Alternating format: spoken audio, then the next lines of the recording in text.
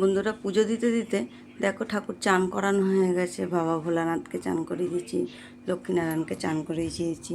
চান করাতে করাতে চলে গেছিলাম, যেহেতু বরমশাই বেরিয়ে যাবেন সেই জন্যে গিয়ে আর ওদিকে টিফিন করে নিয়েছি, ভাতের জলটা রেডি করে রেখেছি বসাবো বলে।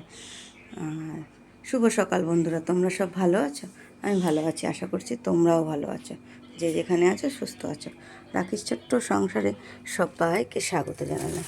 এদিকে চলো পুজোটা দিয়ে নিই, তারপরে আবার তোমাদের সঙ্গে বন্ধুরা দেখা করছি। আর এখন বাজে 7:30। 7:30 থেকে ভিডিওটা তোমাদের সঙ্গে শুরু করলাম বন্ধুরা। একটা বেলপাতা দিতে গেছিলাম, তখন বাবার থাকছিল না, যেন নিচে দিয়ে দিয়েছি বাবার পায়ে। আর তারপর উপরে ছোট্ট একটা বেলপাতা পেয়ে খুঁজে দিলাম। তারপরে ফাইনালি এই যে পুজো দেওয়া হয়ে গেছে বন্ধুরা। তারপরে তাড়াতাড়ি করে ভাত বসিয়ে, তো জল দিয়ে রেখেছিলাম, ভাতটা বসিয়ে দিলাম।